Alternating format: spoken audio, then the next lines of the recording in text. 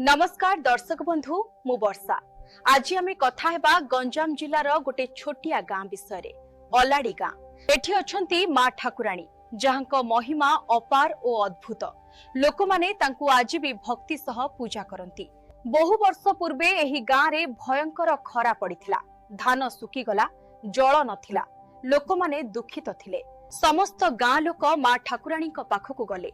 से माने कहिले माँ जदि वर्षा हबो प्रति वर्ष मेला करिबु। माँ दया कले से राति रे मेघ आसिला, वर्षा हैला, पानी भरी गला, धान फसल भल हैला, गाँ बंची गला। लोके खुशी हेले, मेला पालिले, माँ को पूजा कले। गाँ रे खुशी और आशीर्वाद भरी गला। तापरे एमिति केते वर्ष बीती गला। लोके शपथ भूली गले। मेला बंद हैला, मंदिर शांत होई गला।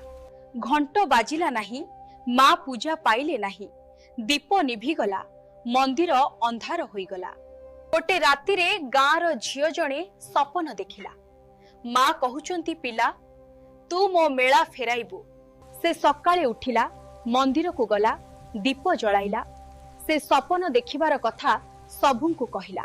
ता कथा सुनी लोके प्रथमे हसिले, किंतु सेही दिने हठात वर्षा हैला। समस्ते चुप होई माँ को नाम नेले। तापरे गाँर सबु लोक मिसिले, मंदिर सफा कले, घंट गुंजिला, दीप जलिला, माँ हसिले। अलाड़ी गाँ रे पुणी मेला एवं कुंभ यात्रा हैला। चारिपाख गाँ रु लोक आसिले, माँ को पूजा कले। समस्ते कहिले माँ केबे भूलंती नाही, केवल आमे भूली जाउछु। जय माँ ठाकुराणी। दर्शक बंधु एही माँ ठाकुराणी को महिमा आमको सिखाए।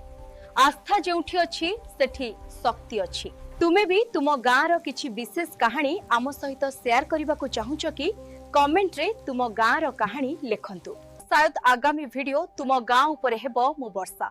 आपण देखुथिले एआई न्यूज़ ओडिशा 24/7। धन्यवाद।